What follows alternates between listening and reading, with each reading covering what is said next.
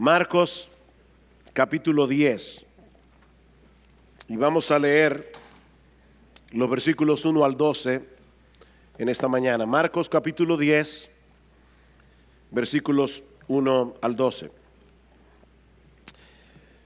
Levantándose de allí, es decir, de la ciudad de Capernaum, Jesús se fue a la región de Judea y al otro lado del Jordán, y se reunieron de nuevo las multitudes junto a él, y una vez más, como acostumbraba, les enseñaba.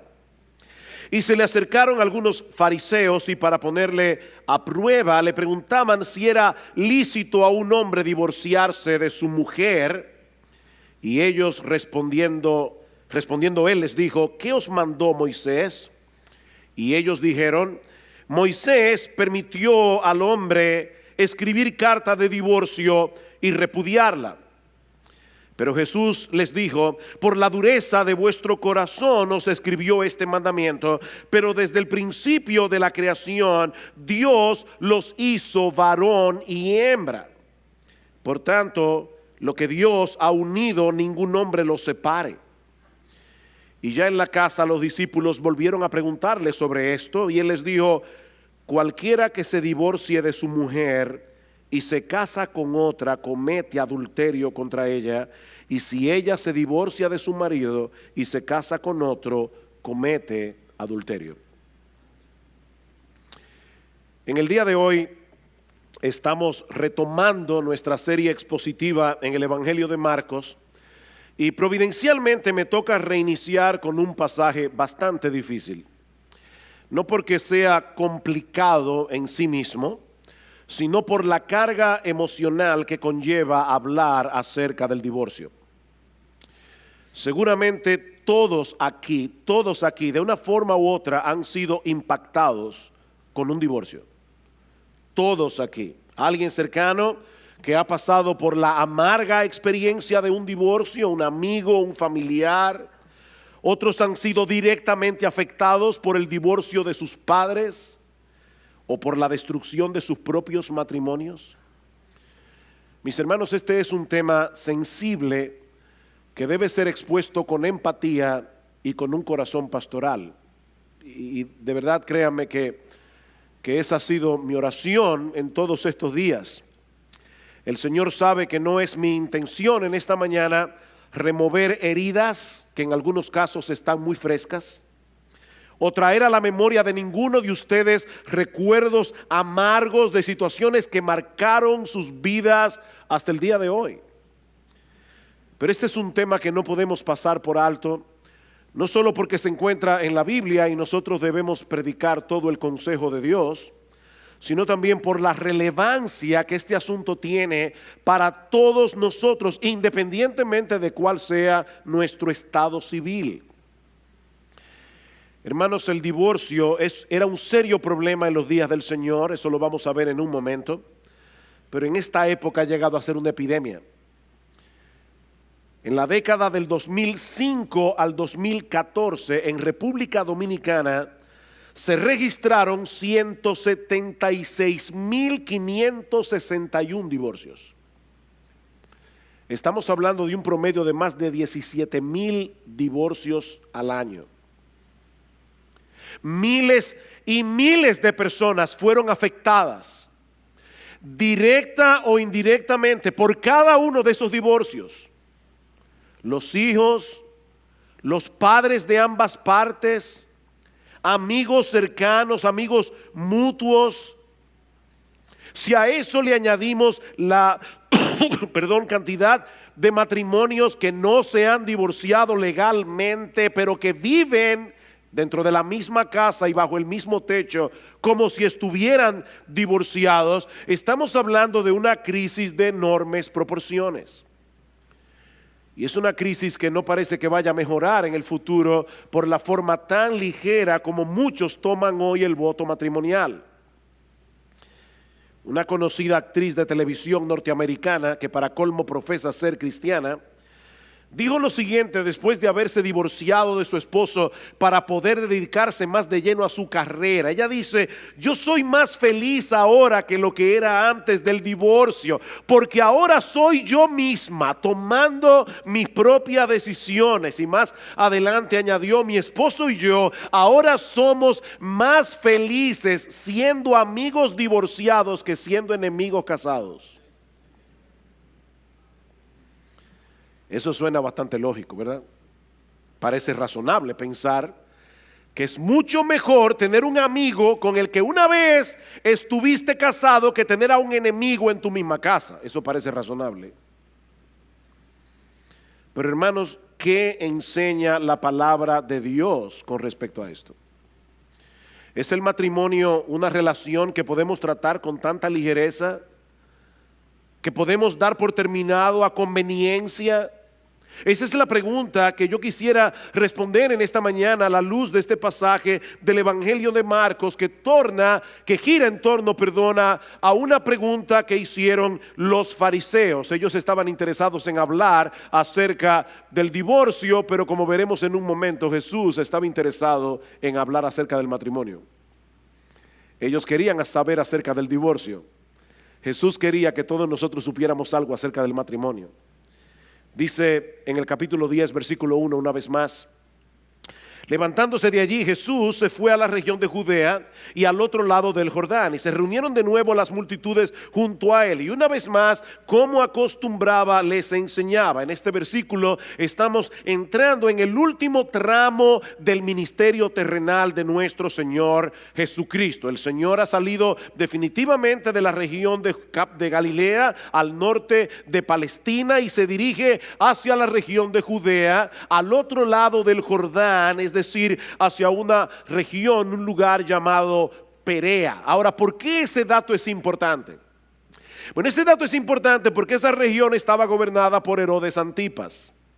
Y si ustedes recuerdan, Herodes Antipas le había quitado la mujer a su hermano Felipe y se había casado con ella, y luego mató a Juan el Bautista porque había denunciado su divorcio ilegítimo. Y era en ese lugar donde se encontraba Jesús cuando los fariseos vinieron con esta pregunta inocente. Una gran multitud se congrega a su alrededor. El Señor comienza a enseñarles la palabra, y entonces aparecen los fariseos y deciden ponerle al Señor una emboscada, preguntándole sobre un tema sumamente controversial y sumamente peligroso en esa región particular de la tierra de Palestina: la legitimidad del divorcio. Versículo 2: y se le acercaron algunos fariseos, y para ponerle a prueba le preguntaban si era lícito a un hombre divorciarse de su mujer. En Mateo 19:3, que es el pasaje paralelo, nosotros encontramos la misma pregunta, pero en términos más concretos: ¿es lícito a un hombre divorciarse de su mujer por cualquier causa? Noten, mis hermanos, y esto es importante, que ellos están presuponiendo que el divorcio está permitido. La pregunta no es si era lícito el divorcio, la pregunta es si era lícito hacerlo por cualquier causa, hacerlo por cualquier motivo. Y el trasfondo de esta pregunta es la correcta interpretación de lo que decía la ley de Moisés en Deuteronomio 24. Los israelitas habían estado inmersos en la cultura egipcia por más de 400 años, donde fueron esclavos, y habían absorbido muchas de sus costumbres paganas, incluyendo una visión muy ligera acerca del matrimonio. Tal parece que el divorcio era muy común entre los israelitas en ese tiempo, pero en vez de prohibir el divorcio, lo que hace el Señor es regularlo, introduciendo una limitante en un caso particular. Yo voy a leerles Deuteronomio 24, no tienen que buscarlo, pero en los versículos 1 al 4, esto es lo que dice la palabra de Dios: cuando alguno toma una mujer y se casa con ella, si sucede que no le es agradable por haber encontrado algo reprochable en ella, y le escribe certificado de divorcio y lo pone en su mano y la despide de su casa, y ella sale de su casa y llega a ser mujer de otro hombre. De paso, hermanos, Dios no habla por hablar. Si Dios tuvo que regular en ese caso, es porque eso estaba sucediendo muy a menudo. Los hombres estaban divorciándose de sus mujeres por cualquier cosa. Ellas se iban y se casaban con otra persona, y dice ahora el Señor: si el segundo marido también la aborrece y le escribe certificado de divorcio, lo pone en su mano y la despide de su casa, o si muere este último marido que la tomó para ser su mujer, y aquí está la ley: al primer marido que la despidió no le es permitido tomarla nuevamente como mujer, porque ha sido menospreciada, pues eso es abominación ante el Señor. No traerás pecado sobre la tierra que el Señor tu Dios te da por heredad.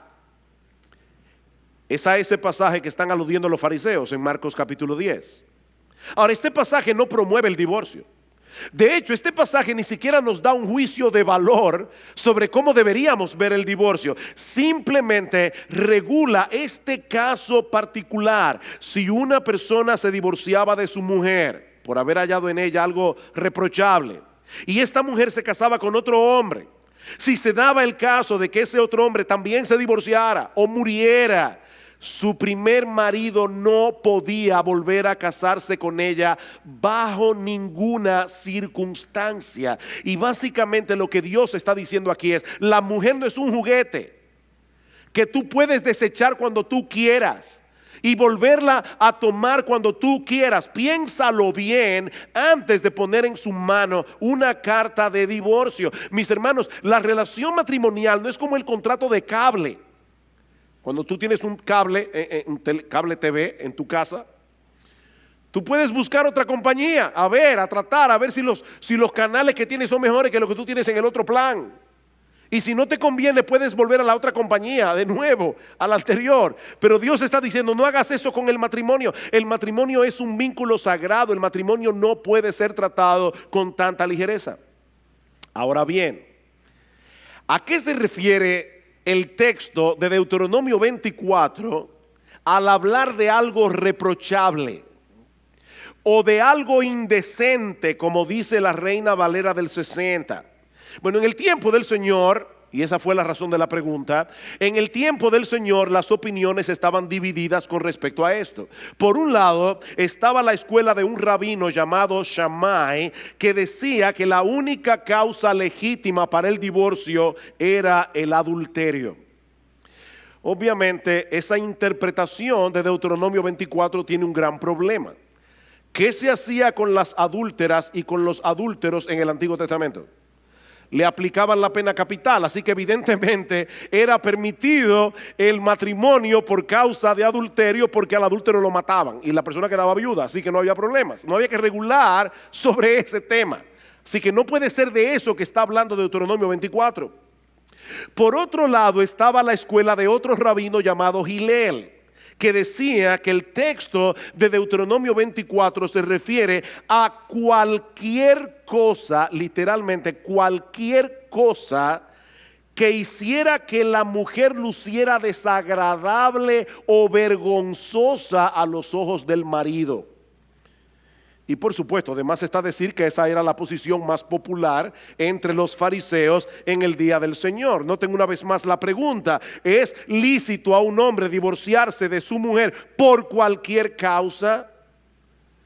¿Tiene razón el rabino Hillel? Es lo que ellos le están preguntando. Mis hermanos, según el rabino Hillel, si la mujer quemaba el pan, eso era algo reprochable y por lo tanto una causa legítima para divorciarse. Si quemaba el pan. Si el hombre conocía a otra mujer que a sus ojos era más hermosa que la suya, su esposa había llegado a hacer algo vergonzoso para él y podía divorciarse. De hecho, Flavio Josefo, que era un conocido historiador del siglo I, llegó a incluir el mal aliento como una de esas cosas reprochables. Imagínense esa pobre mujer haciendo gárgara el día entero. Era increíble. Y aunque nosotros no tenemos el tiempo para considerar en detalle Deuteronomio 24, muchos estudiosos del Antiguo Testamento, y yo concuerdo con esto, piensan que esa cosa indecente, esa cosa reprochable puede referirse a una conducta indecorosa de parte de la mujer que no llegaba a ser adulterio. O sea, probablemente se refiere a un hombre que ve a su esposa comportarse de una manera que para él era vergonzoso, pero no llegaba a ser un adulterio que justificara que ella fuera condenada a la pena capital. Ahora, es un texto difícil. El punto es que los fariseos no estaban interesados en conocer su interpretación. Ellos querían hacer quedar mal a Jesús delante de la gente. Tal vez sospechaban que el Señor iba a estar de acuerdo con la posición más estricta y que eso iba a restarle popularidad. O tal vez esperaban ponerlo en una situación bien difícil con Herodes Antipas. Recuerden que Marcos dice, ellos lo pusieron a prueba. Esto fue una emboscada, mis amados hermanos. Ellos pusieron a Jesús en riesgo. ¿Cómo resuelve Jesús este dilema? Llevándolos a considerar el diseño original de Dios para el matrimonio. Ya vimos la pregunta de los fariseos, veamos ahora en segundo lugar la respuesta de Jesús. Versículo 3. Me encanta esta respuesta. Y respondiendo él les dijo, ¿qué os mandó Moisés? Es una pregunta interesante. El Señor apeló a la Biblia, no a la opinión de un rabino, no a ninguna escuela rabínica. Ellos estaban diciendo, ¿qué te parece lo que dice Gilel o lo que dice Shammai? Y Jesús le dice, ¿qué le parece a ustedes si vamos a la Biblia? ¿Qué dice Moisés?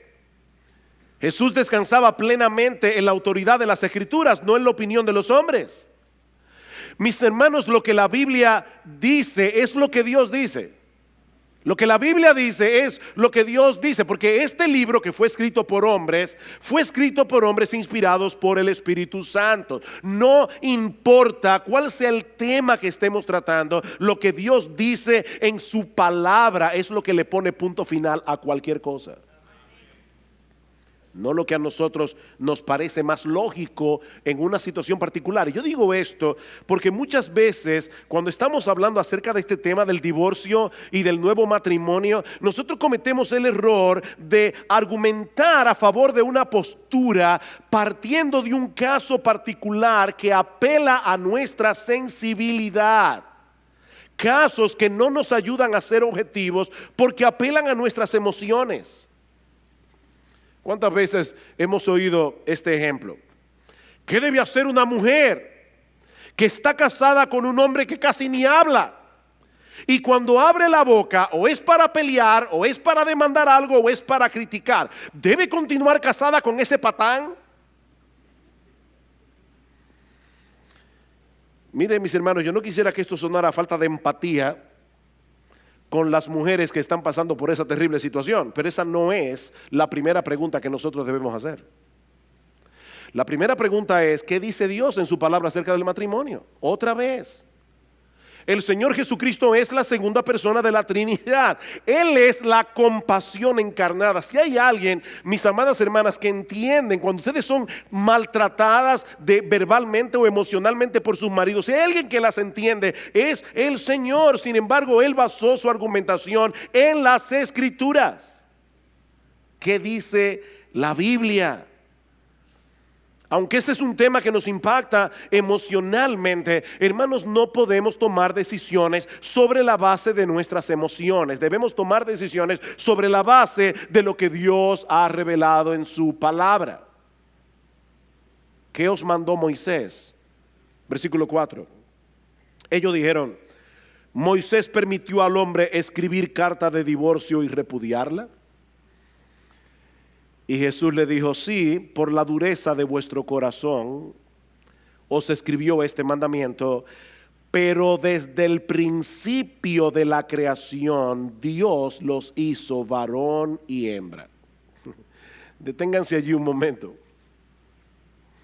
Los fariseos tenían una visión tan distorsionada del matrimonio que lo único que parecía importarles eran las disposiciones legales. Mientras el marido cumpliera con poner en la mano de su mujer desechada una carta de repudio tal como estaba estipulado en la ley, todo estaba bien.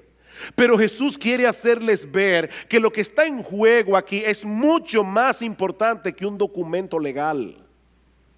Vuelvan al Génesis, les dice el Señor, para ver cuál fue el diseño original de Dios con respecto al matrimonio. ¿Cómo debía ser el matrimonio antes de la entrada del pecado, antes de que el pecado del hombre dañara las cosas? Porque ese diseño original, y subrayen esto en negrita, ese diseño original sigue siendo la norma para nosotros hoy.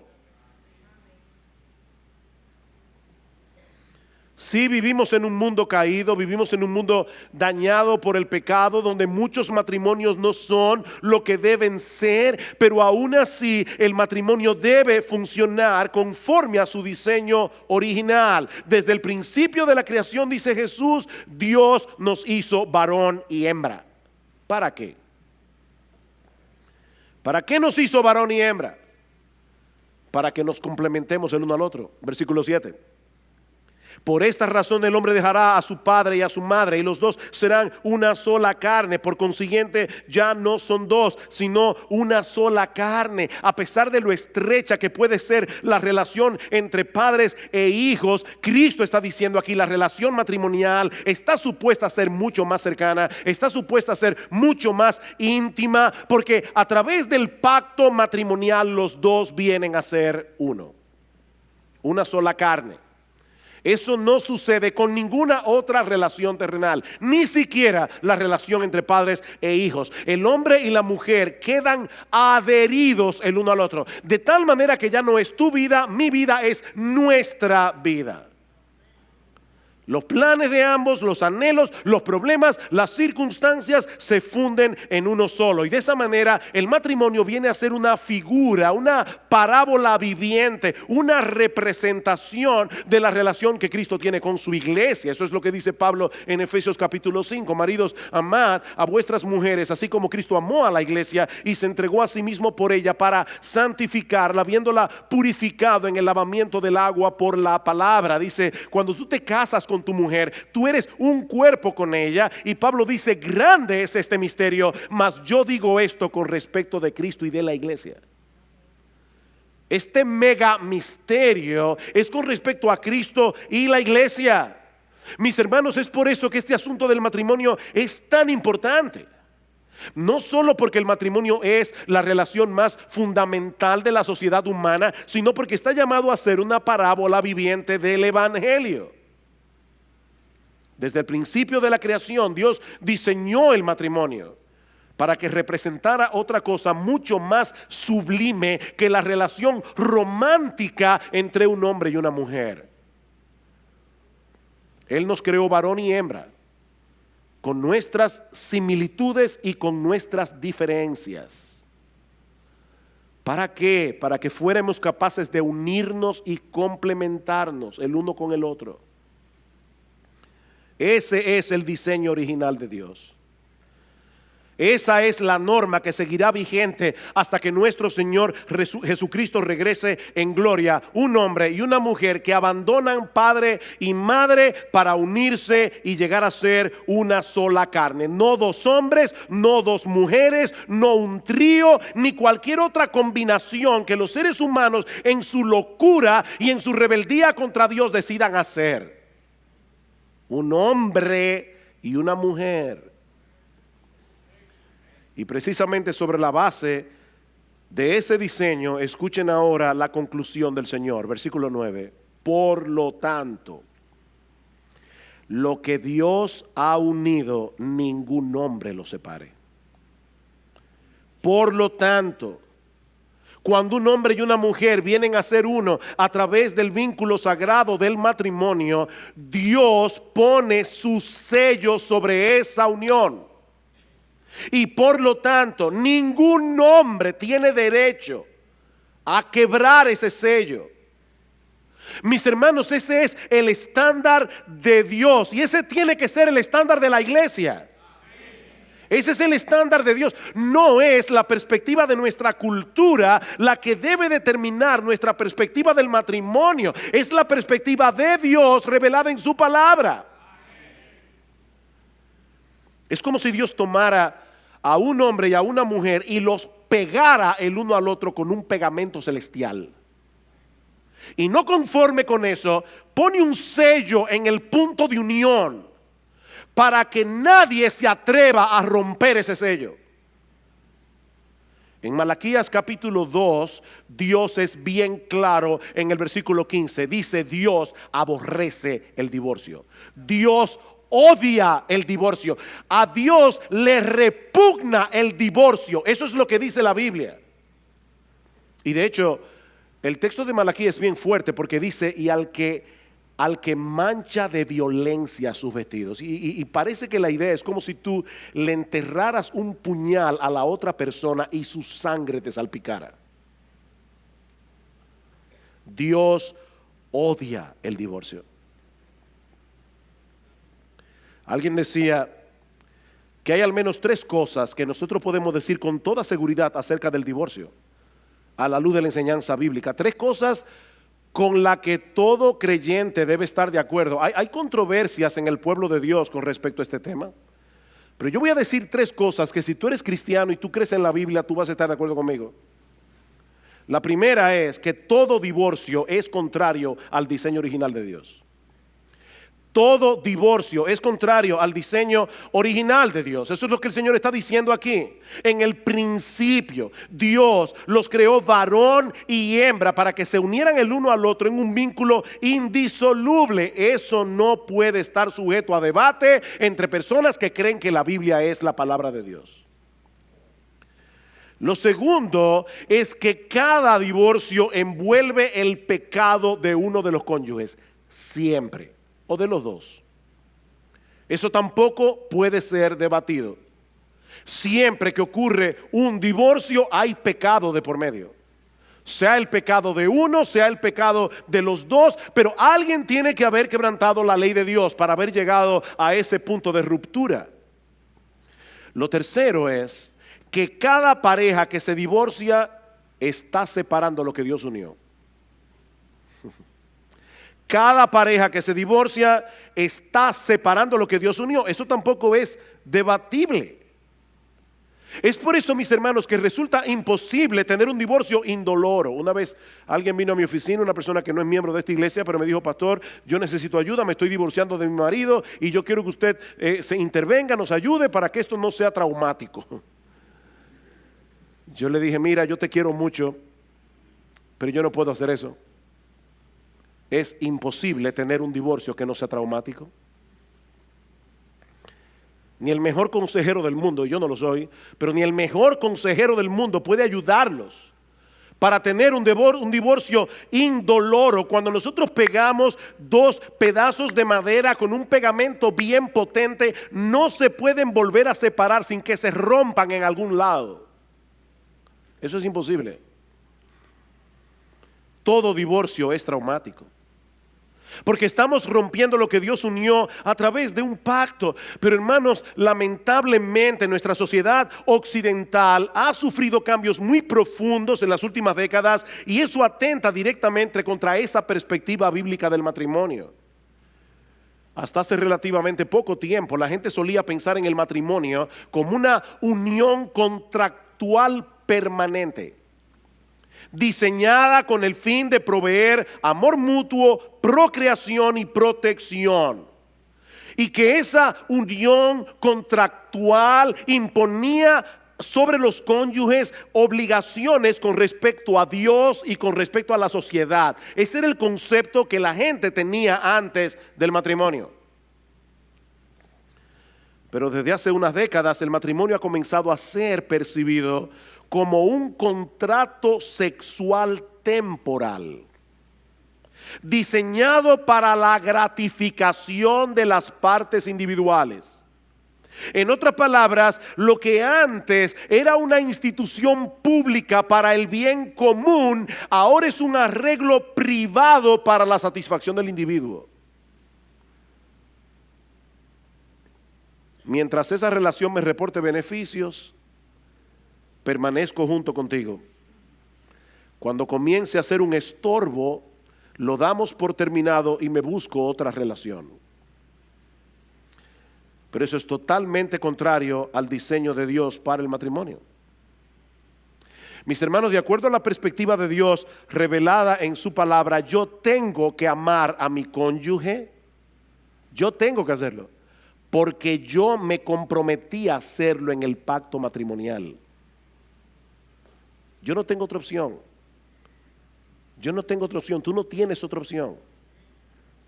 Decía el puritano Henry Smith: un hombre debe elegir primero a quién amar y luego amar su elección.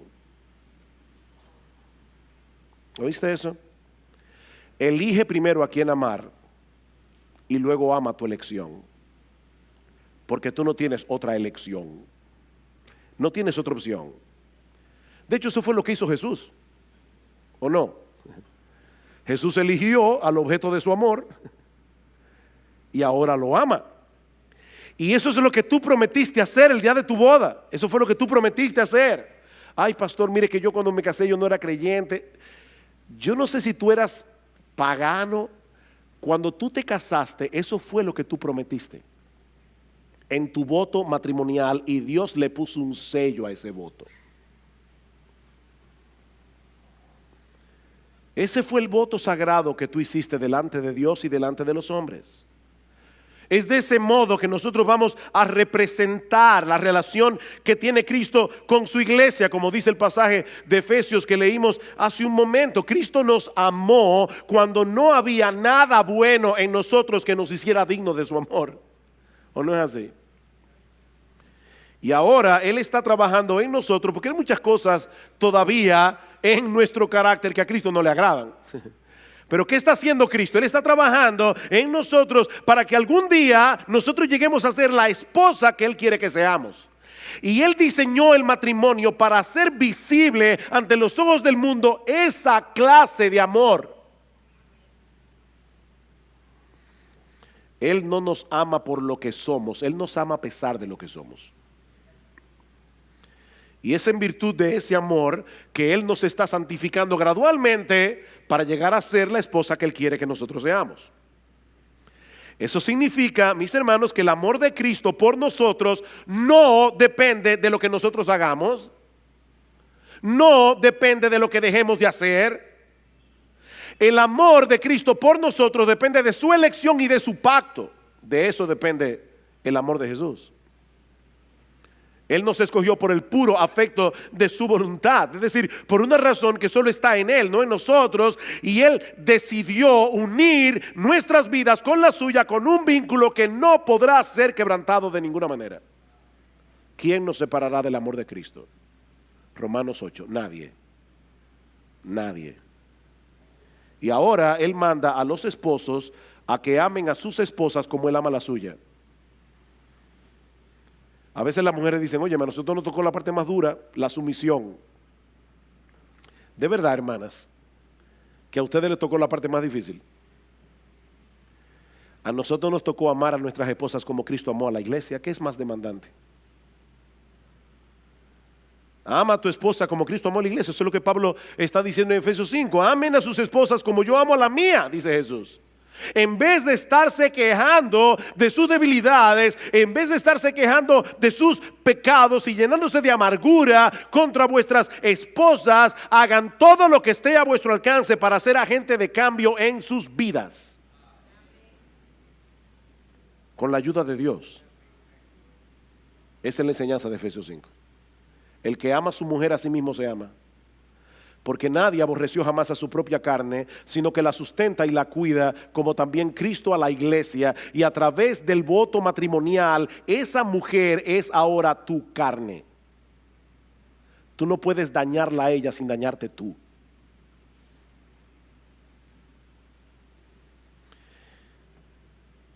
Yo les dije, hermanos, este pasaje, ¿verdad?, comienza con una pregunta sobre el divorcio, pero de lo que habla Jesús es del matrimonio.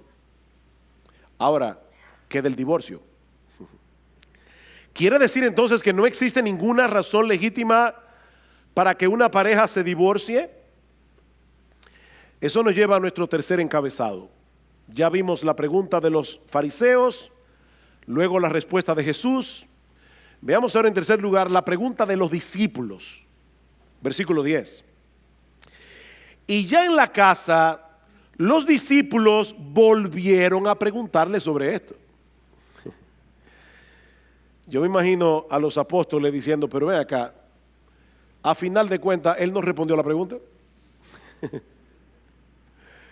Ellos se quedaron dándole mente al asunto. Por lo menos no lo respondió directamente. Y yo supongo que Jesús no quiso responder, por lo menos por dos razones. Por un lado, porque no era una pregunta sincera, eso ya lo vimos hace un momento, esto fue una emboscada. Esto no era una pregunta sincera, ellos no tenían ningún interés de entender mejor las escrituras, ellos querían desacreditar a Jesús. Y el Señor decidió no responderles.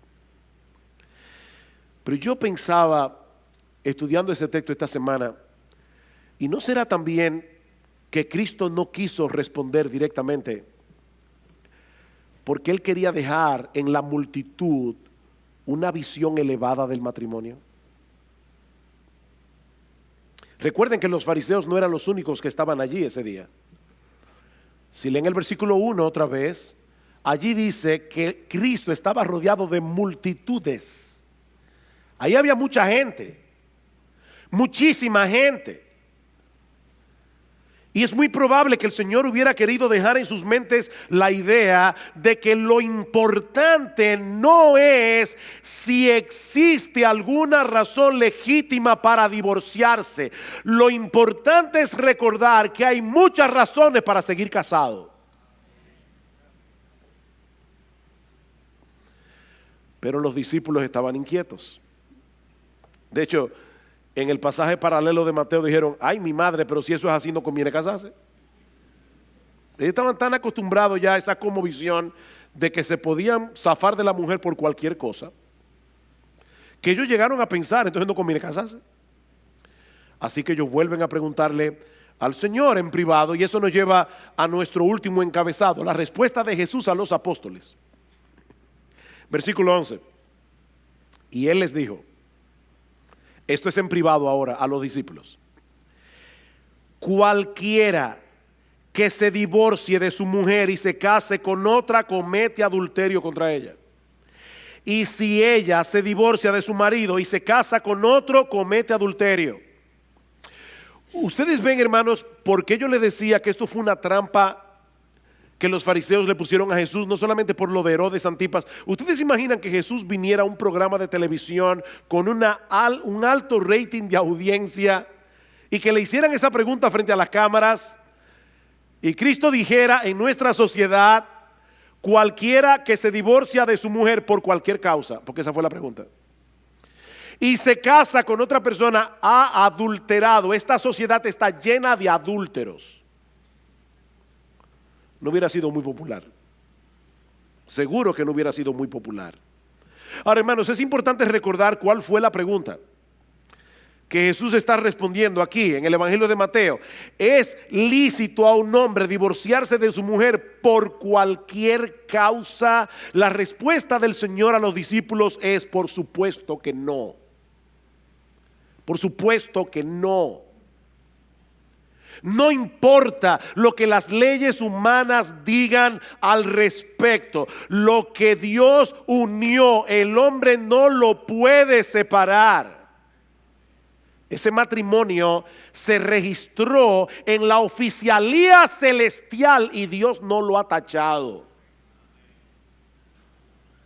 De manera que si un hombre se divorcia de su mujer por cualquier causa, y se casa con otra, está cometiendo adulterio. Y lo mismo ocurre en el caso de una mujer que se divorcia de su marido y se casa con otro hombre. Están cometiendo adulterio porque a los ojos de Dios continuaban casados. Mis hermanos, no hay que ser un experto en teología para entender lo que el Señor está diciendo aquí. Nadie tiene derecho a separar lo que Dios unió, a no ser que el divorcio se lleve a cabo por una causa legítima. Y eso es lo que vemos en la respuesta más completa que aparece en el pasaje paralelo en el Evangelio de Mateo.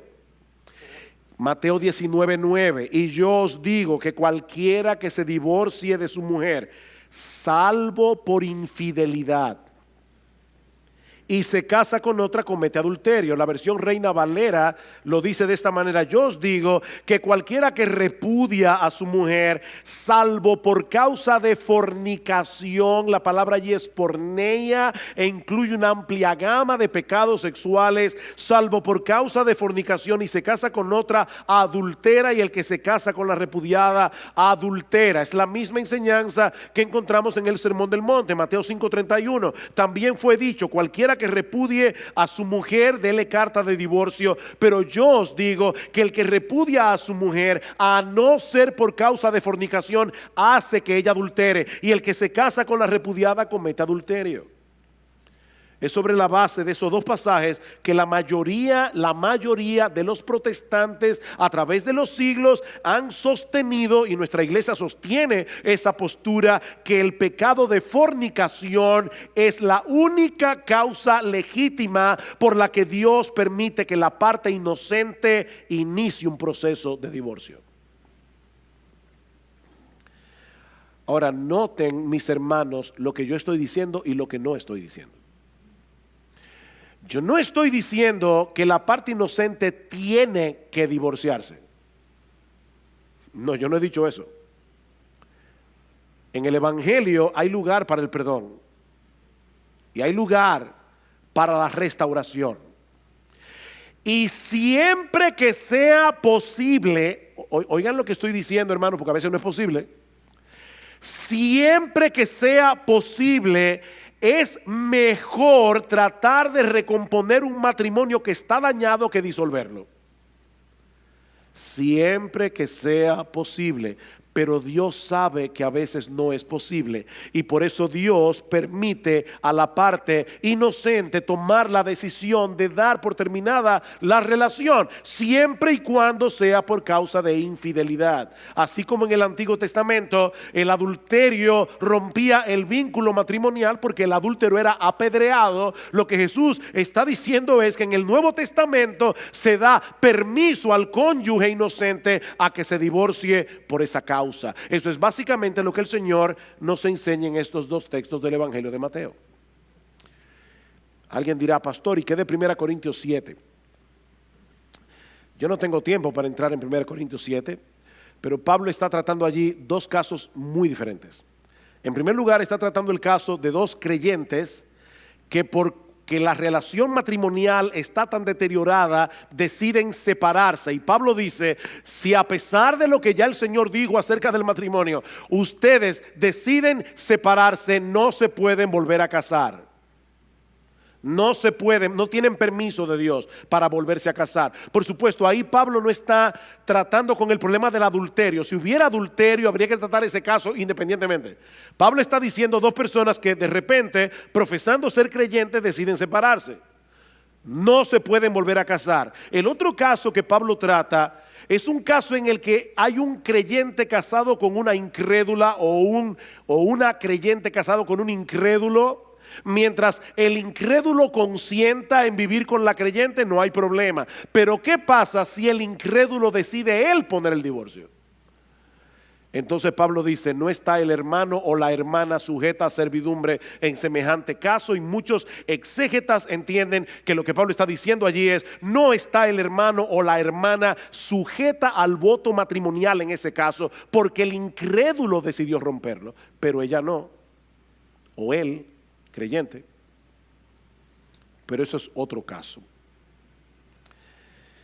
Mis hermanos, yo quisiera concluir trayendo 3 palabras de aplicación en esta mañana a 3 grupos distintos que se encuentran en esta iglesia. En primer lugar, quisiera dirigirme a los casados. A los casados. Queridos hermanos, amigos que están aquí en esta mañana, el matrimonio no es un juego. El matrimonio no es un juego. Y el divorcio no es el único mal que afecta el matrimonio. El matrimonio es un pacto de compañía, como vemos en Proverbios capítulo 2, versículo 14, Malaquías capítulo 2, Proverbios 2:16, Malaquías 2:14. Es un pacto, una promesa sobre la que yo juro.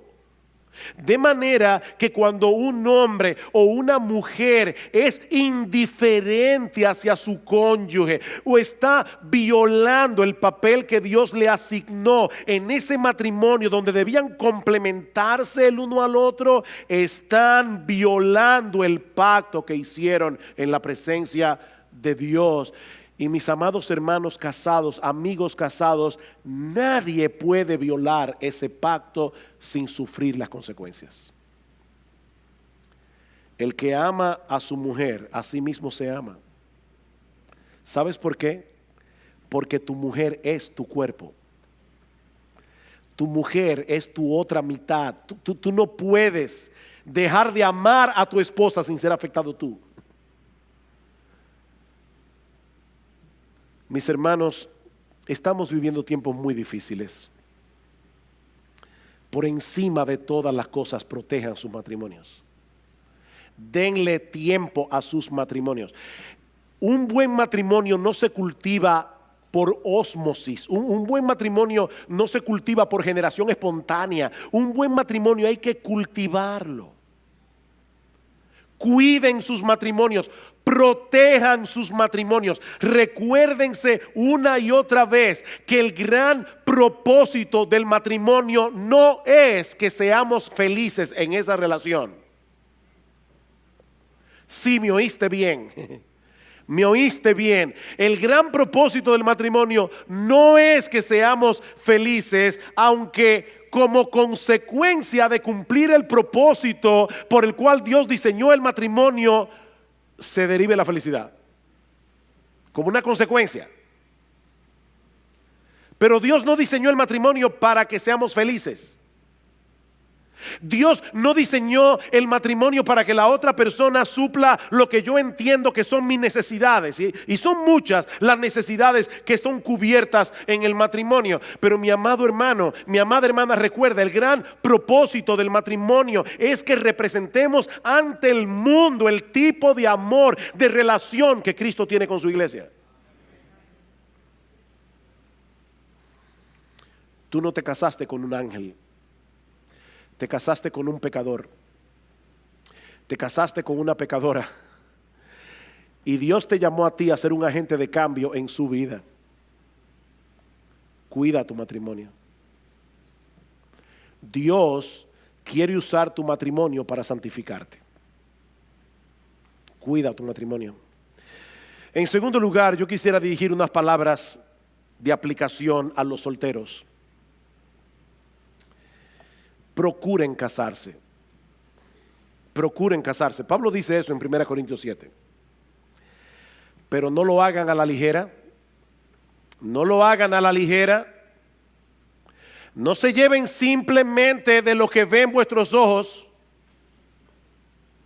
Proverbios capítulo 11, versículo 22 es muy claro. El Espíritu Santo inspiró al autor de Proverbios para escribir estas palabras: como zarcillo de oro en el hocico de un cerdo es la mujer hermosa apartada de razón. Si te casas por el zarcillo, créeme, los años van a pasar. El zarcillo se marchitará y te quedarás con el cerdo.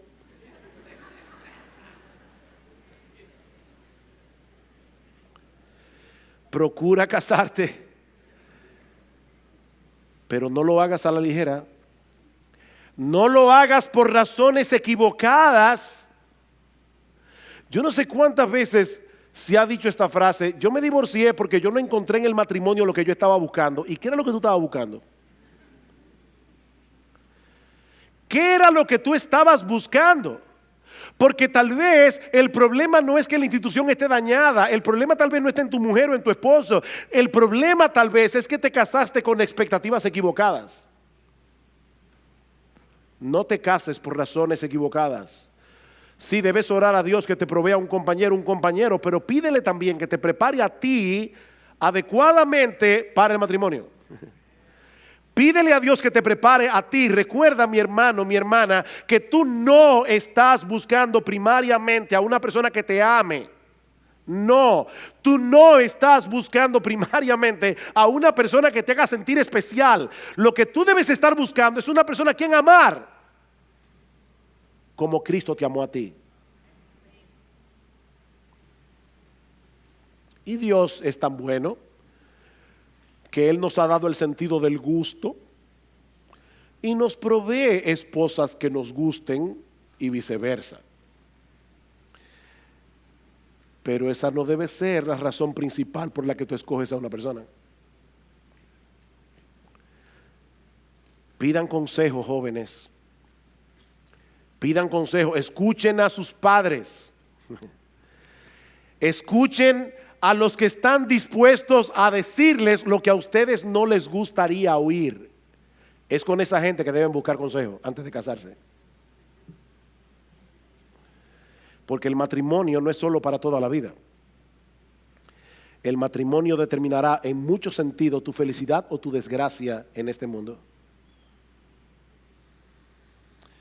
Pero también, y esta es mi mayor carga en esta mañana, yo quisiera dirigir unas palabras a los divorciados.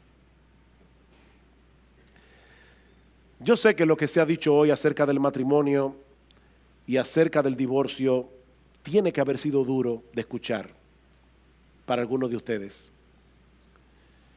Y de verdad, eso mi esposa lo sabe porque se lo decía en estos días, eso ha cargado mucho mi corazón. Mucho. Y he pensado en algunos de ustedes por nombre. Si tú eres creyente, recuerda que tu identidad primaria no es divorciado o divorciada. Esa no es tu identidad. Tu identidad es cristiano o cristiana.